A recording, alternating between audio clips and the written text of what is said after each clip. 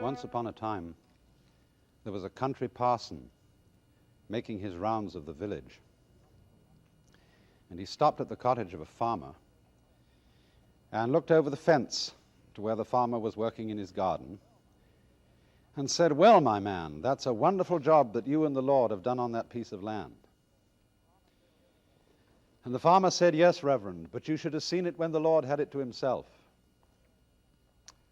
I don't think that farmer realized that the Lord still had it to himself. We think of ourselves as so separate from the doings of the Lord or the doings of nature, and as a result of this, when we go to work on the land, we are apt to force patterns on it. As, for example, in this old Italian print of a stately garden where the plants are practically drawn up on parade ground and made to look, shall we say, as artificial, as city-like as possible. This is a garden made by someone for whom man was the boss of nature and not in nature. I remember once seeing a cartoon of a retired army sergeant gardener standing by a bed of tulips, all arranged, and there he was with his arms stiff beside him, calling out, "At hand, shun!" But in the gardens of China and Japan, there's an entirely different philosophy, where the gardener regards himself, as it were, as a new plant introduced into the area. Not one, however, that is rooted to the ground. A mobile plant with an intelligence. And he doesn't regard his intelligence and his artistry as something different from those processes by which leaves grow and ferns achieve their patterns and water its ripples. He regards his intelligence as something of the same kind.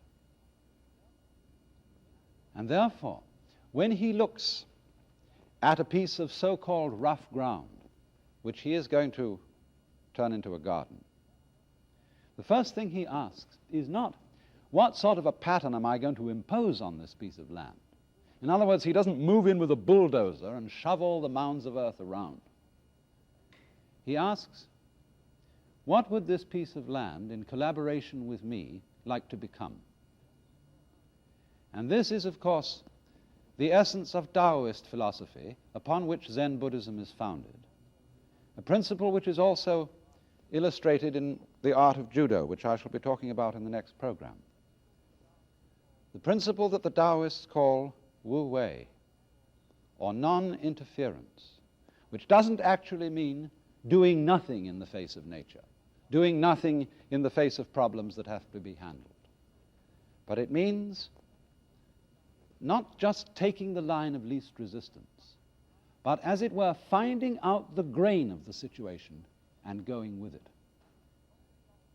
And this whole philosophy of nature, of man as an integral part of nature, not separated from it and dominating it, but in it and moving with it, his own intelligence representing the same force that moves in mountains and stars and plants and trees, is to build works of art that are at the same time works of nature rather than works of artificiality.